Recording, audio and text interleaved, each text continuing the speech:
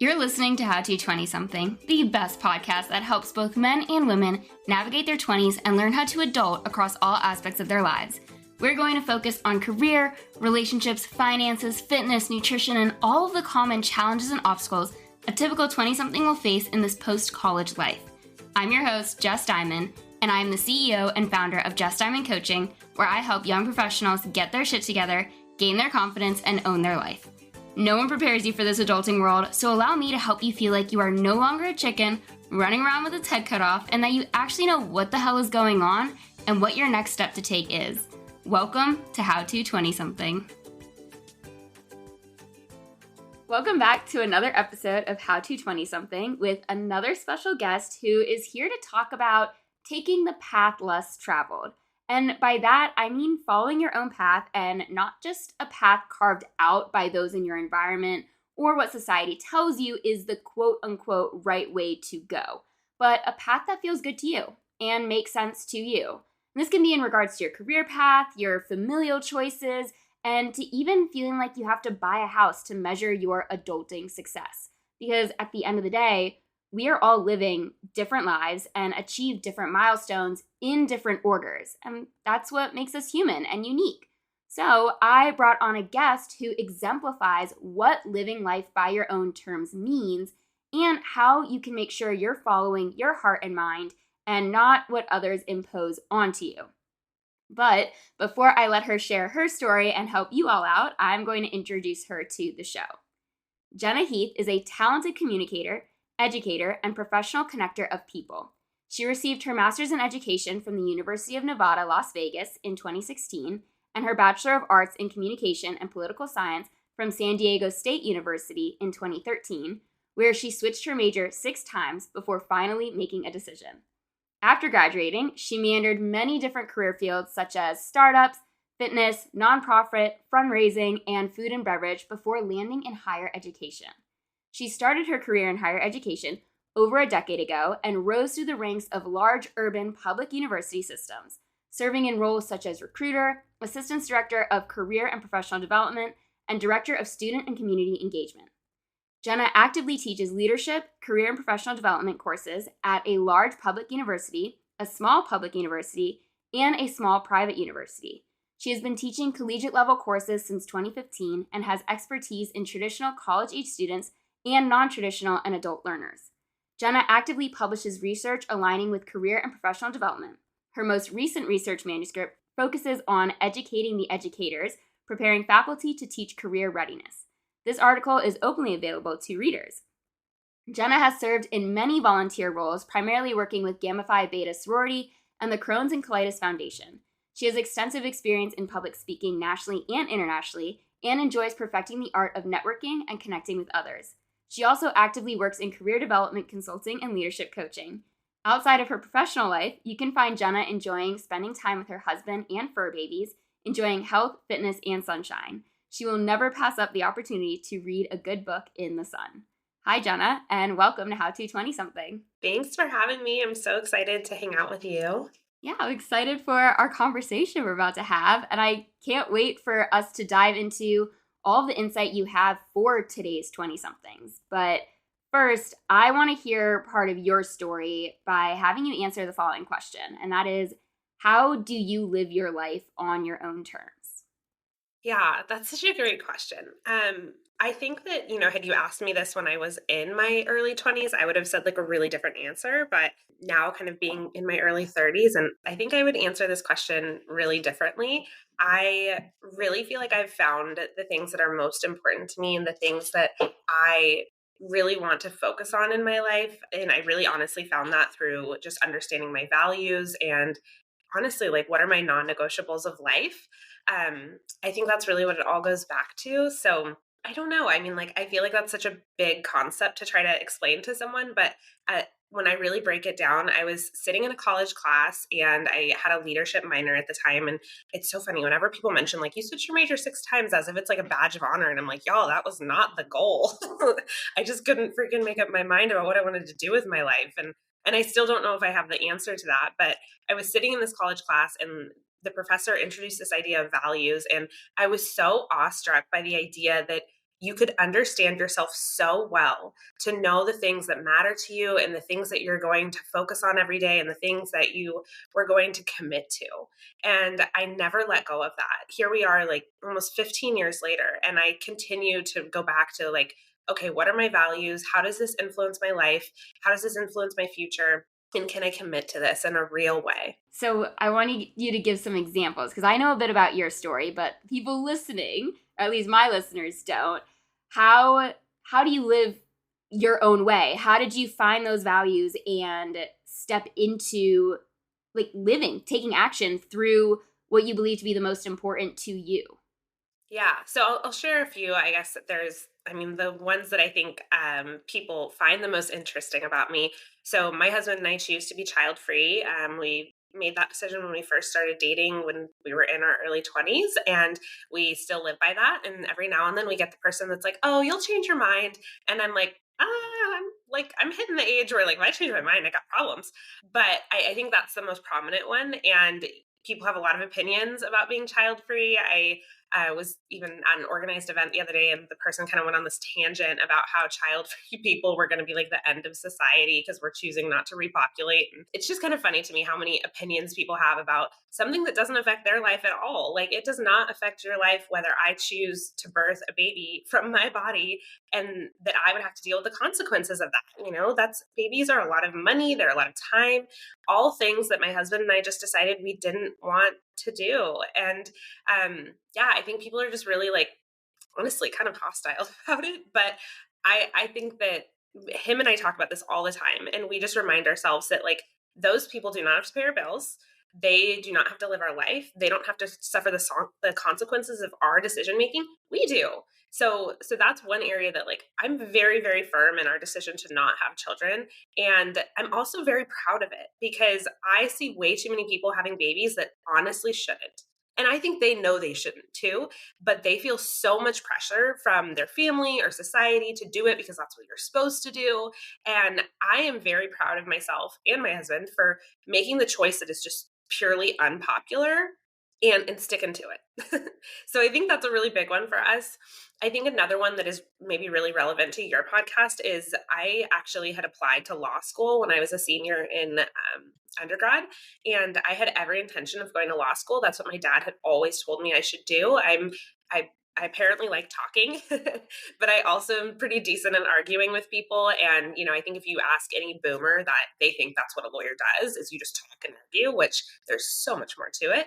But he had really ingrained that in me. And I think it was very all well intentioned. He wanted me to pick a stable career where I would make a lot of money and be able to support myself. Like there's nothing wrong with those things. But I was basically like a few weeks away from graduating, and I was on the beach in San Diego. Like you said, I went to undergrad in San Diego, so I had the honor and the luxury of getting that moment. But I was sitting on the beach and I just was like bawling my eyes out. And my husband has this really precious picture of me like staring out into the ocean. And from the backside, everything looks so beautiful. Like you see the ocean and the waves and the sand and my hair, and it's just all so pretty. But if you saw it from the other side, I literally like makeup everywhere, tears streaming down my face, ugly crying, snot everywhere. And I was so confused and lost and frustrated. And the more I thought about actually enrolling in law school, which I had gotten into a few programs at that point too, I was so overwhelmed at that thought. And it just felt so incongruent with who I was as a human being and what I wanted my life to look like. So I feel like that was a super pivotal moment for me. And honestly, it came with a slew of like what ifs, right? Like whenever you make any big decision in life, I think about the leap of faith you took, right? Like leaving corporate and doing your whole entrepreneurial journey. And that is such a cool story on the flip side, right? Like when you're into the point of success and you're like, oh, I'm doing it. This is awesome. I'm loving this. But when you're on the front side of that, that's freaking terrifying. And that's how I felt in that moment, that I was like, I had this path set out before me, the one that I was supposed to go down, the one that I worked so hard for. And then once I got to that moment, I was like, I don't want this. And I remember like having that conversation with my dad, and I could tell that he was maybe not disappointed. I don't think he would ever use that word, but definitely like confused. And even as I continued to like go through a slew of jobs in different industries, not sure what I wanted to do, like I could tell he just kept getting more and more confused. And it was like he was living how my emotions felt. Like watching him, I was like, oh yeah, that's how I feel. Okay.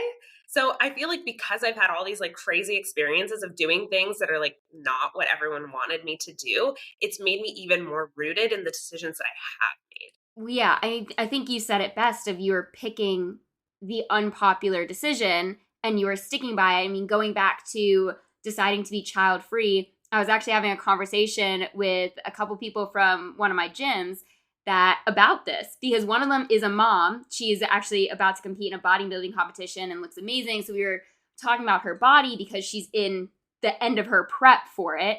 And she's like, yeah, I had 2 kids. And so it got onto the conversation of having kids. And my friend is 23 and she was like, oh yeah, no, I'm not having kids. I know I won't. And her response, this woman's response, not meaning anything insulting or projecting or anything, was, you'll change your mind. Like, you're young, you'll change your mind. And just, I know that's such a common reaction. I mean, when I was with my ex-boyfriend, he was very adamant on no kids, that it got me thinking of, do I even want kids? And for a while I was like, no, I don't. I don't want kids. But I kind of go back and forth with the do I or do I not? And I'm now in a place where I was able to think for myself, which is really where this all comes to, is thinking for yourself about what I want. And for me, I'm actually indifferent about kids. I don't have the burning desire to be a mother, but I also know like I could be, and I'm not opposed to being. I'm not against it. The way I think about it is I need to be with the love of my life, and he needs to be all in. He needs to be 100%. We're a team. We got this. It's you and me. And then I will say yes. But if there's even 1% of doubt, it's a no. And that's my thought, which I think is also, it's not as unconventional. I think it's that middle ground, but we grew up with our parents and our grandparents with this nuclear family idea of like, no, you get married, you have kids, like that's the steps you take in life. There's no other purpose for you to do besides procreate and have another child and bring them into society. And it's like, well, no, times are different. Times are a lot harder. School systems aren't great. The government gives you no support. Like it's a bigger decision to have kids today than it was 30 plus years ago. Absolutely. I think you hit the nail on the head is that, most people are making decisions off of a totally unrelatable system for young people these days. I mean, people are not coming out of college making 50, 60, $70,000 when in reality in the United States right now research shows that poverty is considered $58,000 a year. So most young people are living in poverty is essentially what we're saying. And that alone, the research also shows that it used to be, around $200,000 to raise a kid to 18. It's now closer to $300,000. And I mean, that's a ton of money. Like some people will not make that in 10 years. And you're saying you're going to invest all that money into a kid? I mean, like you said, if that is, I have my best friend. She was one of those people that growing up, she always knew she wanted to be a mom, and she went through some really crazy infertility issues, and it was rough. I mean, that I would say that's a topic within itself that people don't talk about in your 20s, that if you're in a committed relationship, you want to have babies, be prepared for someone in your friend group to suffer with some really rough infertility issues, and be prepared to be the friend that needs to support them because that's a hard journey. But she went through this whole process, and she has this precious baby boy now who I love, and he calls me Auntie Jenna, and it is precious. But watching that whole thing, like she never wavered in her decision that like going through IVF, going through crazy amount of loans for IVF, the challenges, all that, the emotion, she never wavered. She was like, this is what I was meant to do. The same way that when someone comes at me and they're like, oh, well, when are you going to have babies? Or why do you think you shouldn't have or I mean, like the amount of times people ask me, well, like, but like, what are you going to do with your life? Or like, what will your life be known for? Or, who's going to take care of you when you're older? And I'm like, you know what? My mom and I do not have a great relationship. Lord knows I ain't taking care of that woman when she gets old. I mean, she's kind of already old and I'm not doing it. And that's my own personal choice, right? So like, I don't really understand that narrative. And I just hold firm to like, that's not something I identify with. And like, if that's something you identify with, amazing. Like, we need people that want to be excellent parents, and I really hope that you're that person. I do. Like, the people that are responsible and kind and have financial security. Like, I hope you choose to raise babies, and I hope they're incredible adults, and I hope they change our world. And I hope they sit in my college classes one day, and I hope I get to interact with them. But that doesn't have to be me. Yeah. Well, it's because you're finding your purpose through other means, through the work that you do and the impact you're making in the world. And for some people, that's not what a purpose is for them. For others, it is. And for others, it's both. And I think like you can have a both and situation. But for the people who don't have that drive to make an impact, to have a podcast, to speak on stages, to teach younger generations on how to exist in the world, like their purpose does lie in being a parent, and there's nothing wrong with that.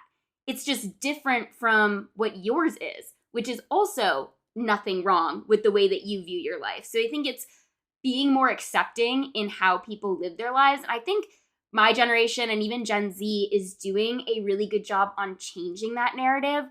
But I want to know, because I know this comes up in different forms for everyone, of their doing something that is against the norm. As like you said, my example is quitting my corporate job on my 25th birthday, handing in the keys. Like, that's not normal. That's not what everyone does or the vast majority of people do.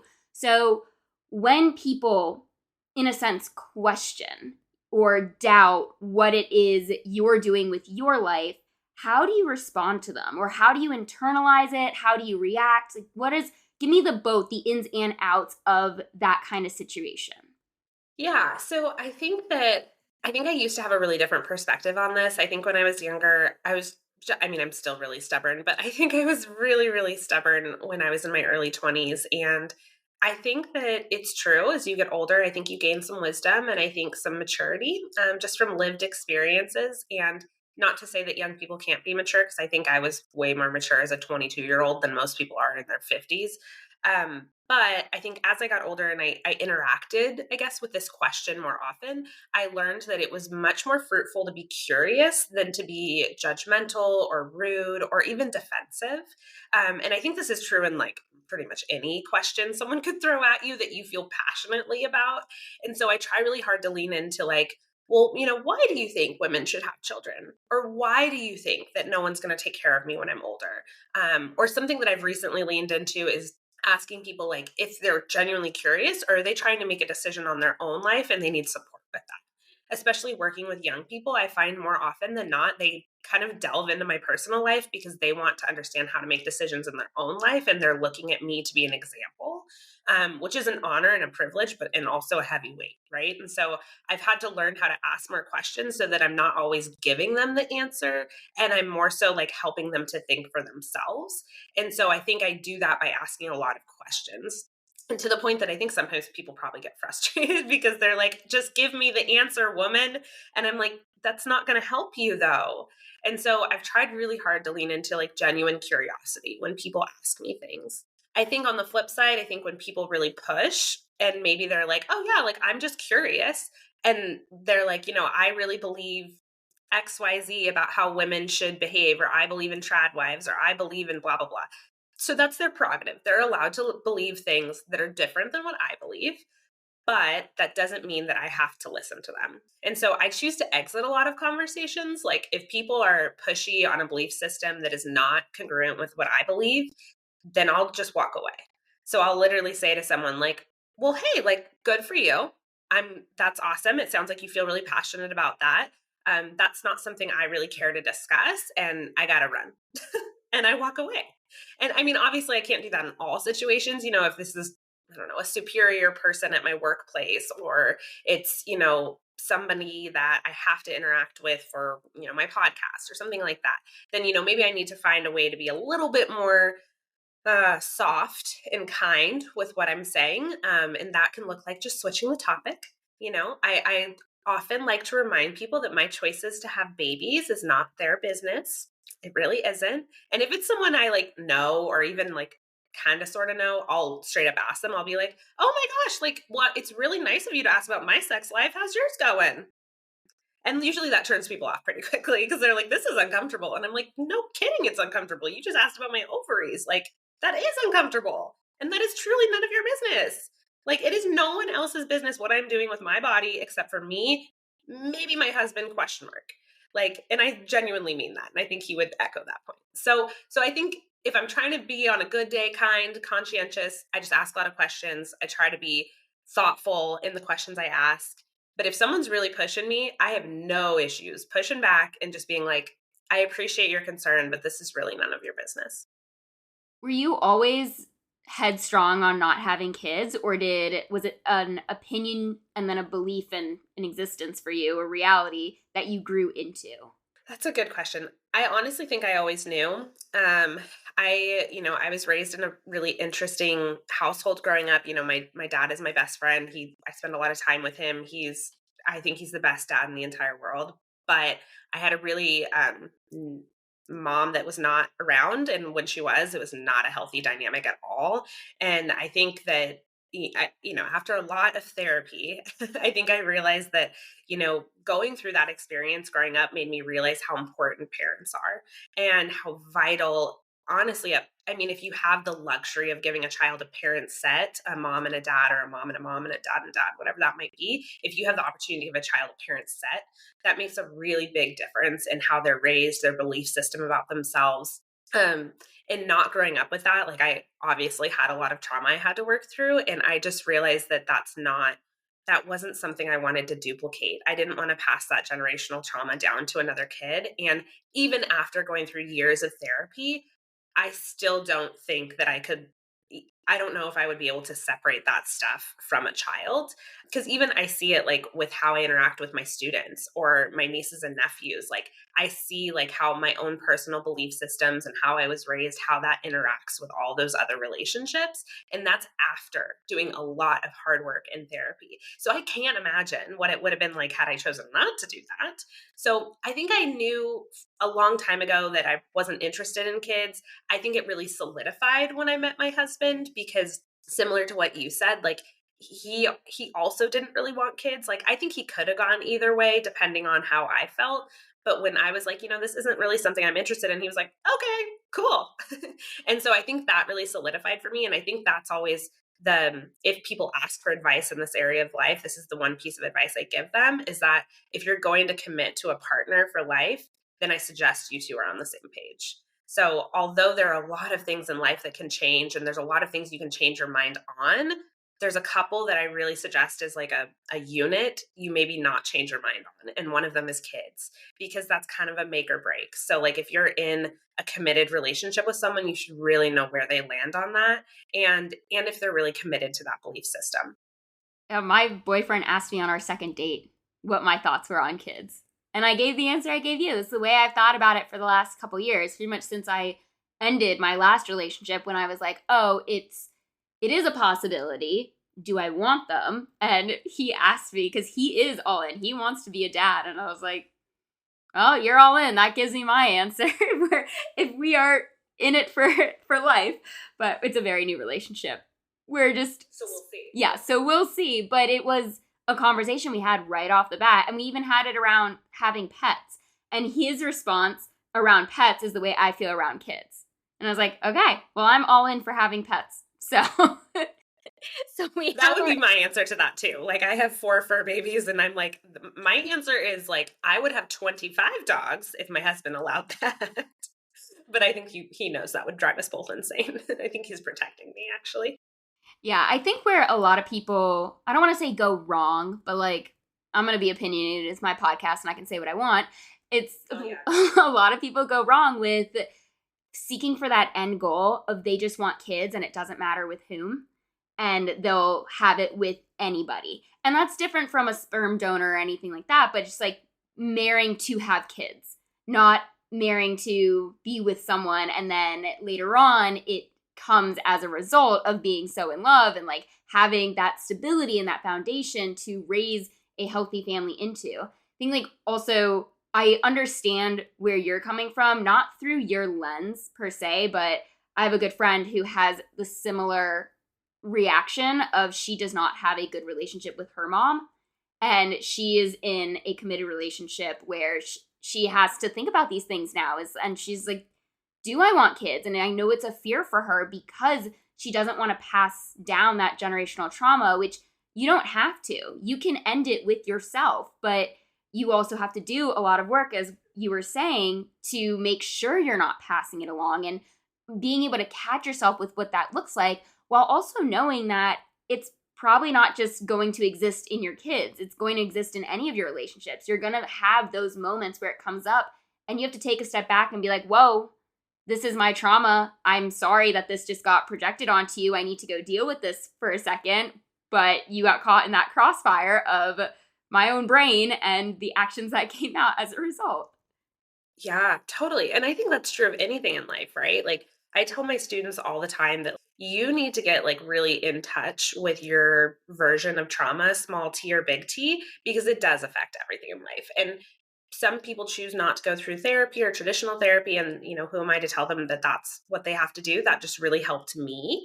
But I do think that you have to recognize your triggers, what are your traumas, so that you understand when they are popping up in your life. I see this pretty frequently in my students when they graduate. And I mean, graduating from college within itself is like honestly a traumatizing time for most people because no one prepares for you what happens after you graduate from college. It is so overwhelming in a beautiful way, but also in a really scary way.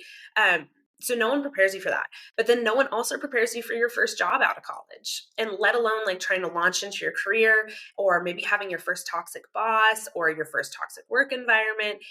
But more often than not, what I see is that students like their belief system around how it should be is so deeply rooted in not what it is anymore. And so when they enter into those environments, they're like their own beliefs and their own traumas are like popping up and they're like, well, why isn't my boss doing this? Or why aren't my coworkers doing this?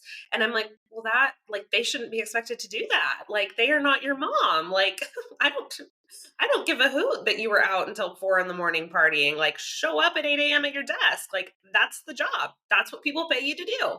If you don't like that, find a different experience. So, I think in general, like, I think understanding your traumas, understanding how it impacts you and how it's going to show up in your life is honestly vital to success because it's not anyone else's job to walk around your trauma. It's your job to like heal yourself, work around it, and then figure out how to move forward. Yeah, exactly. That's exactly what I say as well. So I'm glad you brought that point up. And it's true. I mean, it's why I became an adulting coach because nobody teaches you how to do any of this. It's why I have this podcast. And it's why I bring guests on like you to talk to them because you interact with 20 somethings regularly with the work that you do as a professor, like working on colleges and then within your coaching business as well. But I want to talk about something that's more unconventional, kind of on the lines of starting your first job. And for you, you hopped into different industries throughout your 20s. Can you talk about how changing your mind and going from one thing to the next helped shape your perspective on making other big life decisions or on how you viewed your relationships, your careers, like anything of the sort? Yeah. Yeah, I literally feel like my brain is like flashing back right now. So I think that you asked the question earlier, have I always like kind of known about kids? So I don't think I always knew about kids, but I have always been a very strong-willed person. And I think that was primarily from being raised predominantly by my dad. He raised me to be a very hyper independent woman who could think for myself, make my own decisions. And so I was always looking for work environments that allowed me to do that. And I think, here I am 15 years into my career. I have a lot of opportunities to critically think and be creative and do whatever I want. But I've really earned that through, over a decade in my current career. And so I think in the early days when I was bouncing around, I was looking for that. I was looking for an environment where I could think out loud, I could be creative, I could teach other people, I could help others, but that I was also getting paid what I felt like I was worth at that time, which I would say that number back then was pretty small. Like I knew I wasn't worth, $100,000 when I was straight out of undergrad. Now that number is really different, I would say. But I think that was a big piece for me. So like when I was working in fitness, like I went through a really rough journey getting diagnosed with Crohn's disease when I was a senior in college. So I became infatuated with fitness and health and diets and workouts and all these things. And I was like, oh, this would be so cool to do for a career. And because you work in fitness, that it's kind of a brutal industry. It really is. Like, it's not for the faint of heart. It's not all like sunshine and rainbows and helping people. It's can be very competitive. There's, it also, you really have to know your stuff. It's really easy to hurt someone. And so I learned really quickly in that environment that this woman that I was working for, she did not have good intentions. She said she did and she wanted to help people, quote unquote, but her avenue of doing so really wasn't in alignment with my values and how I believe you should help people, especially from the health and fitness realm. So once I knew that, I was like, I'm out of here. Like, you are not going to take me down this rabbit hole of quote unquote helping people in a way that is not actually helping people. So I'm out. So then, from there, I went and worked and I did a lot of work in fundraising, which is a really interesting arena, I would say, in general, right? It's like sales, but for good reason is what I always tell people. And I was actually really good at it. Like, I loved working in fundraising and I was so good at it.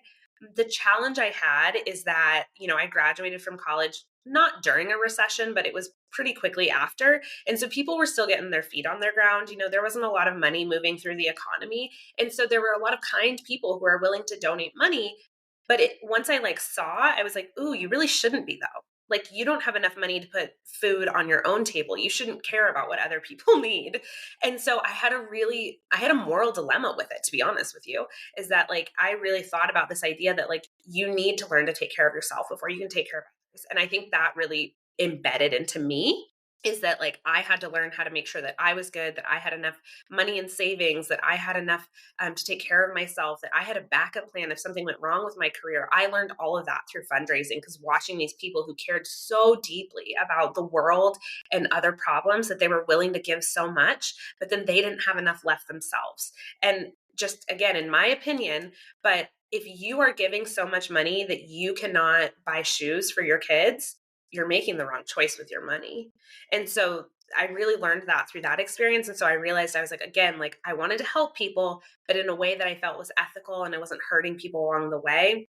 And so I think that really was one of the big outcomes of me job hopping, for lack of better words, is that I knew I wanted a boss that cared about me as a person, which transparently, I don't think I found that until well into my 30s. So that was a challenge within itself, is just that there's not a lot of leaders who have capacity to care for the people that work for them. I don't think they're bad people. They just don't have the capacity, or they haven't been taught how, right? Which is why I'm so passionate now about teaching people leadership and career development. I think I learned a lot about wanting that area of kind of creative freedom so that I could I don't think I'm a true creative. I don't know how to paint. I don't write poetry or anything like that. But I like the idea of building programs in a way that works for people. I like to think outside the box. I like writing things in a way that is going to help people to understand them. So that was a big area for me. And then ultimately, yeah, just being able to help people in a way that I felt was morally and ethically sound.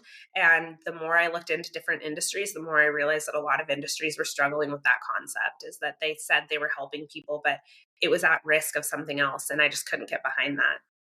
Yeah, my coach, if she's listening to this podcast, she's probably ready to slap you silly with not saying you're creative, because she just released her own podcast episode on if you're creating things, it's not in the literal sense of artwork and of that nature, but you're making programs, you're creating content for people to better understand or better improve their life or the way they think about things. So yes, you are a creator, because I'm a creator. I create a lot of content, and I'm not sitting on the floor on an easel painting something. But I very much relate to what you said of wanting to be in charge of your own creativity and your own flexibility in that nature. Because I remember growing up when everyone would ask you, I think I've said this on this podcast several episodes, but people would ask, what do you want to be when you grow up? And my little bratty self would be like, I want to be a 6-figure CEO, because at the time 6 figures was the number to hit. And it was mainly because I didn't even fully know what CEO was. I just knew they were the top dog. And being the little sister, I wanted to be the boss of me. I was I don't want anyone to be the boss of me. I want to be the boss of me. And it even translates now. Yes, I'm self-employed, but I am actually, at the time of this episode, it'll be long gone by the time this comes out, I'm getting ready to quit one of my part-time jobs where I do have a manager, and it's because it is a toxic environment. And I've had toxic people at work when I had a full-time job, but I never was in a full toxic environment where I felt so anxious or so peeved around anything that was going on between my interaction with the owner of this gym. And it's to your point of she doesn't know how to manage people. She doesn't know how to be a leader. She is only in it for the money. Yes, in theory, she's in the fitness industry. She's there to help people, but she's not. The trainers are there to help people. She's there for the money. And if you're not helping her do that, or in her way, in her mind, if you're not helping her to what she wants you to be doing, then it's not good enough and she's going to make your life hell. And that's kind of the situation I'm at, even though I have consistently been their best trainer and performing great and signing on members. It doesn't matter because I'm not doing the very nitty gritty things that she wants me to do because they go against my own health and my own boundaries and my own values. So that's why I'm leaving. So I would say like mad kudos to you, right? Because like and I think maybe you could validate this, but I always tell folks that like, especially when I'm career coaching, that is awesome. If you can get to that point where you know your values, your boundaries, what matters to you, and you're willing to step away from employment opportunities because of those things, that is such a privileged place to be. And that is amazing. However, but that I think it's so important to remember that is a beautiful place, that like you've worked hard so that you have the money and the time and the flexibility to be able to make that choice in a safe way that doesn't make you feel like, oh my God, my whole life is going to fall apart, right? Versus the people that like, so I call it the difference between fun employment and unemployment, right? So fun employment is when you are set up for success, that you can take time off from working, whether part-time or full-time, because you have savings, you have other income streams, whatever it might be, right? Unemployment is where either you choose or someone chose for you that you are no longer employed and you're not in a safe situation.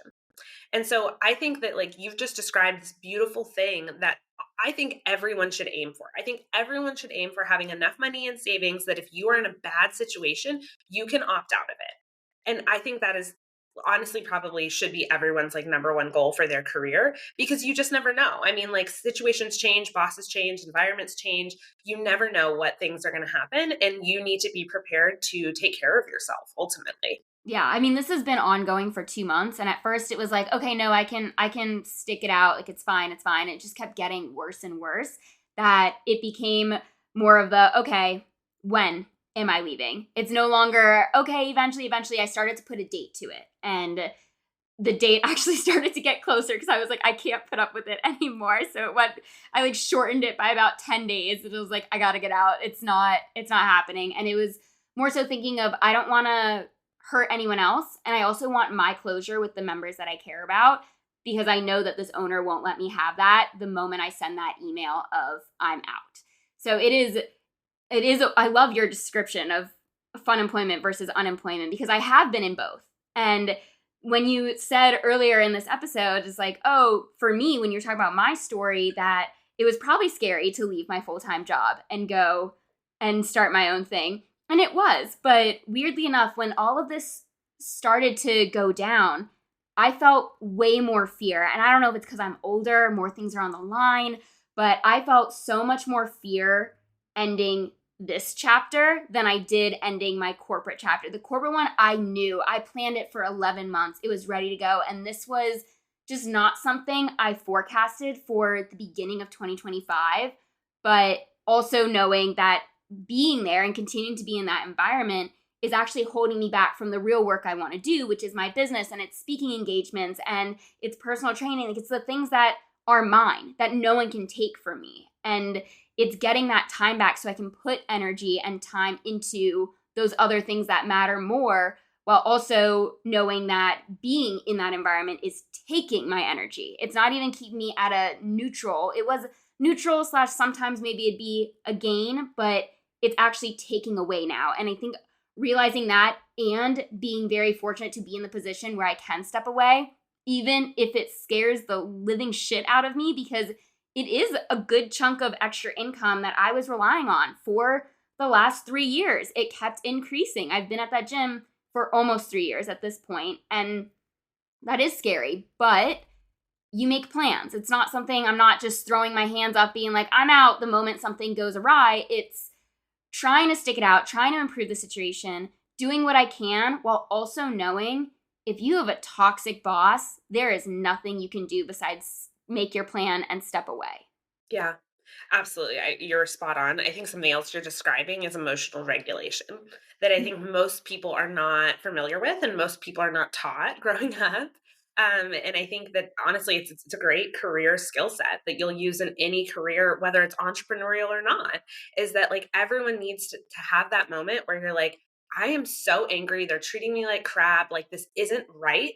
And to be able to learn how to control your thoughts in your mind enough to be like, this isn't an appropriate place for me to blow up. I shouldn't cuss my boss out.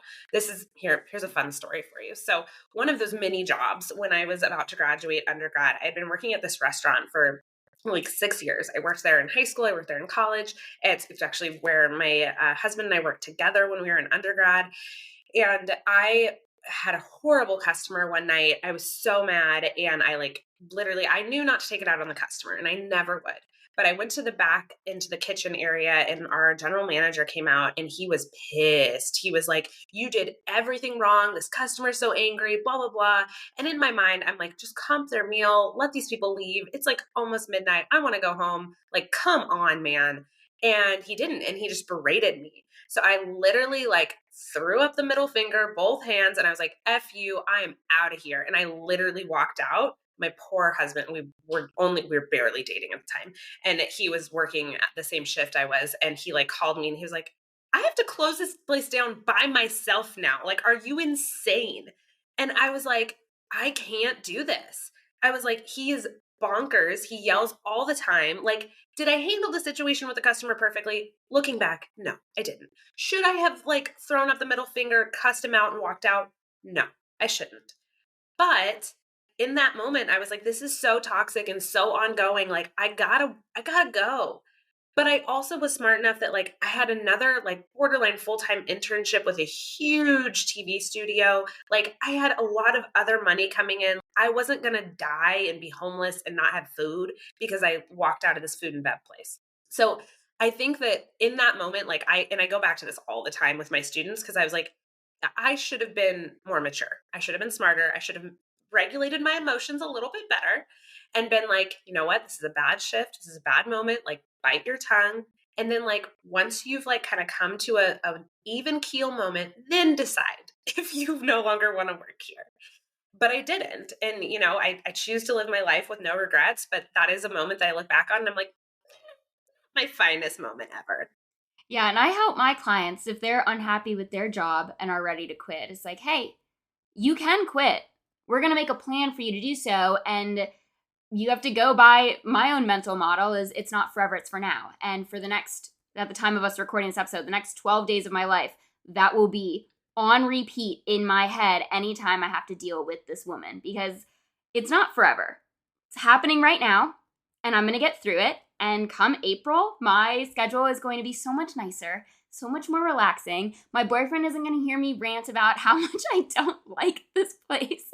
And I'll be able to get through it. But it is a part of emotional maturity, emotional regulation, and time and place. And you really have to know yourself and know your capabilities and know what's next for you. Maybe you don't know exactly what's next, but know that there is a possibility to have a better experience somewhere else and then start making moves in that direction. Yeah, I couldn't agree more. All right, I want to talk about something else that I mentioned at the intro of this episode. And it was when I was talking about measuring success, because I think we call it checking boxes. We call it like just different milestones. And it's, again, what society or friends and family or social media has maybe intentionally or unintentionally imposed on us.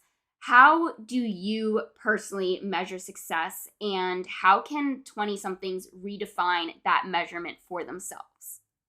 Yeah, I love this question because I think this is something I sucked at early in my career. I mean, it was so important to me to quote unquote be successful in the way that we probably measured in like, I don't know, before I was alive, like in the 70s and 80s, like you graduate from college, you get married, you buy a house, like you start a fancy career. And yeah, I mean, it just doesn't work that way for most people. So I would say, like, I did hit a lot of those markers, but I will be fully transparent. Hitting those markers did not make me happy. It made me, I don't like to use the D word, but like it made me borderline depressed. It really did. So, like, I graduated undergrad when I was 21 with a double major after switching my major 6 times. Like, say what you want. Like, that's pretty impressive, not to toot my own horn. Um, I had job offers when I graduated. I did a ton of internships. I did an internship with a senator. I did an internship with a really fancy TV studio. Like, I did quote unquote impressive things. I moved to Las Vegas when I was 23. I got into graduate school. I started by the time I was 24. I bought a house when I was 24. I got married when I was 24. 24 was a big year for me. Yeah, and then I graduated my master's when I was 25, so I did it in like a year and a half, some change. It was right for my 26th birthday. And I just like by the time I was 27, I became a director, which in higher education is pretty impressive. That doesn't happen for most people at that age. And I was overseeing a large team of people, which I also didn't have a ton of leadership experience at that time. And I remember like it was around that time frame, that same photo I told you about earlier when I was standing on the sand and it was right after I graduated college. I had almost that same exact experience when I graduated with my master's. I was like, I was back in San Diego. I was there for a family trip and I was standing on the beach. I was in a different outfit. My hair was curly instead of straight. But other than that, the picture looks almost identical. And I was so sad. And I mean, like, borderline depressed. Like, it was really unhealthy and really scary because I was so young and I had done everything everyone had told me I was supposed to. And I was so unhappy. And I think knowing what I know about myself now, I think it was because that goalpost was always moving for me. So I was like, well, what am I going to achieve next? And there's only so much you can achieve when you've already bought a house and done all the things before your 30th birthday. And so immediately I should buy another house. I should start my own business. I should, and like, it just became these shoulds, right? Like I should do all these things. And when I really took a moment to step back, and it was actually around the same time, I think my husband would be okay me sharing this, but he had gotten so my husband works in television and film, and he had gotten a huge TV contract and it was going so well. And then one of his TV shows was canceled. And overnight we went from making like $20,000 a month to nothing, literally overnight. And it was, I mean, like, I remember I woke up one night and he was having a panic attack and neither of us knew what that meant and that he was having a panic attack, but knowing what I know now, that's what was happening. And I literally like sat there in bed as we were both like freaking out. And I was like, this is not working. Like, this is not going to work for us. And I remember us having this really pretty rough conversation about just like what we wanted with our lives and what we wanted, what was success for us and what were the goals we were trying to achieve. And I think it was the first moment that we really, after we had achieved so much success at a young age, that we took a step back and we were like, what do we actually want? Like, not what is everyone else telling we should want, what our parents want, what society wants, what social media tells us, what do like we want? And so we actually sat down and we did this like big goal setting session for ourselves of like, how much money did we want to save so that if one of us wanted to leave our jobs or one of his TV contracts got canceled, that we were okay and it wasn't going to be a panic. How did we want to buy another house? Did we want to invest in real estate? What did that mean? Did I want to start my own business? Did I want to do coaching on the side? Did I want to teach for other universities? Did I want to go back to school and get my doctorate? Like, we had all these big conversations and it really kind of all went back down to like, what were the values of our life and what kind of life did we want to live? And I think the one commonality we came to, and we decided we were going to write a family mission statement, which was so helpful to us. And the core of our family mission statement is that we're going to help other people break generational curses and help them not live within the box that society encourages us to live within. And so our goal is to help other people do that. But we also try to live in alignment with that because we believe in modeled leadership. And so if we're going to encourage other people to live a life, then we're hoping that we're a good model of what that looks like. And so that's the question we ask ourselves every day is like, are we breaking generational curses? And are we living outside of that box that everyone says we're supposed to live in? And that has helped us so much because even to this day, like we have been making a lot of big decisions this last year. We owned an old home, and so we've had to fix it up and do all this work. But at the same time, we've been trying to buy an investment property. And so we were like, we don't have enough money to do both. Like, we need to make one or the other. And so we paused and we were like, okay, which one of these breaks generational curses? And we were like, having a stable home is actually really important to both of us.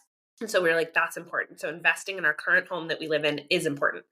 But then living in the box that people say outside of what you're supposed to. And I'm like, well, everyone says you're supposed to invest in real estate. And I'm like, okay, well, then I think our answer is clear. We need to invest in our current home, make this livable, fix all the stuff that needs to be broken.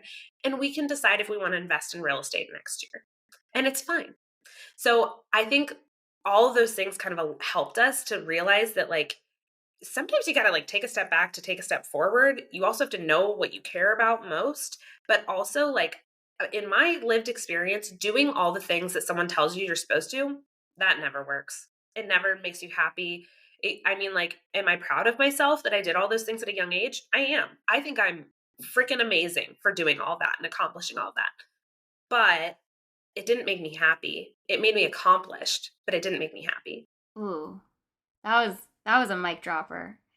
Made you accomplished but not happy, and there is a difference. And yeah, sure, sense of accomplishment and happiness can go together, but I think when it comes to big life moments or what you think you should be doing as your big life moments, it's not necessarily one and the same.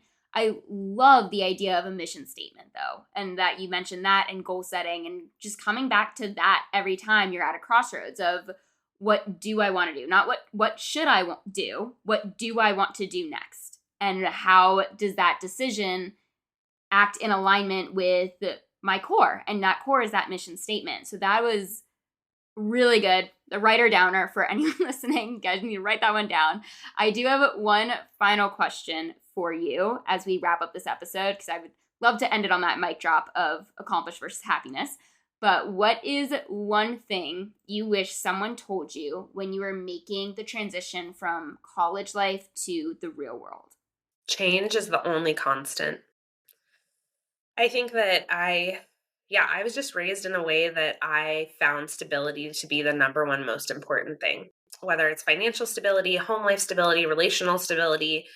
But in reality, stability does not exist. You can create it. Like, I think that you can create a sense of stability. And I think that's what I've done in my own life. You know, I have really stable relationships. I have a really stable husband. I have, stable rock like people in my life. But it doesn't create stability. They are stable people because they are healthy people.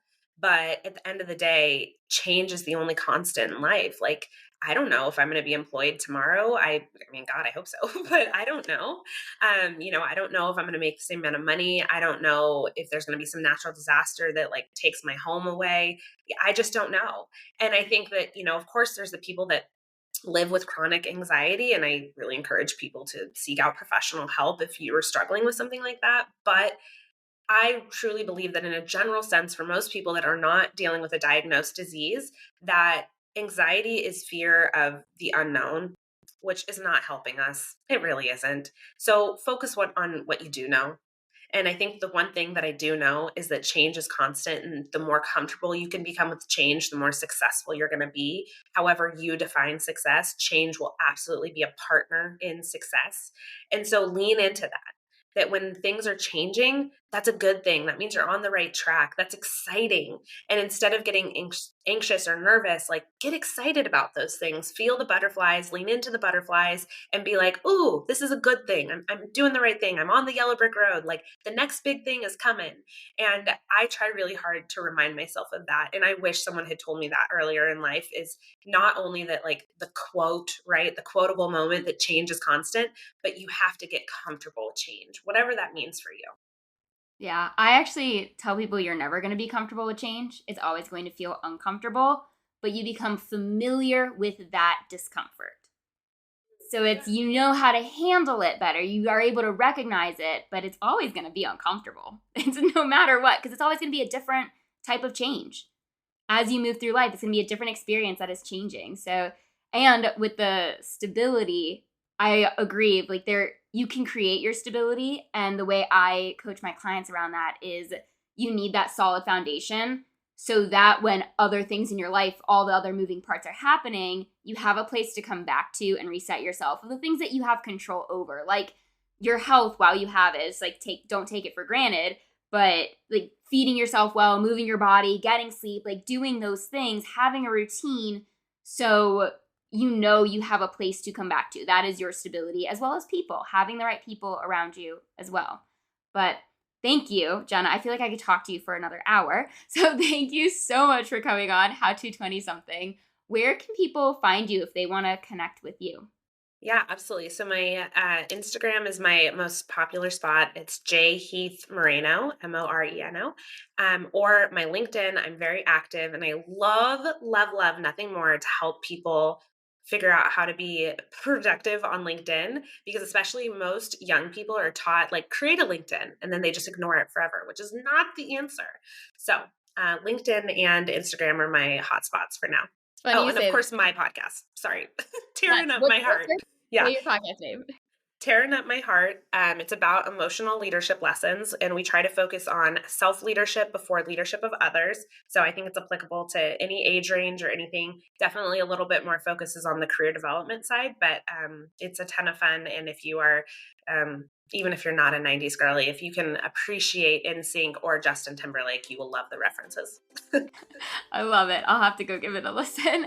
And as for LinkedIn, I think the timing is the guest episode that gets released before yours is on LinkedIn. So we're getting our bases covered. But all of Jenna's information will be linked in the show notes per usual. So if you guys liked what you heard, if you learned something new, or if you know someone who needs to hear any of these golden nuggets from this episode, then please pass it along. Send it to a friend, give it a 5-star rating, share it on social media, and tag me, tag Jenna when you do.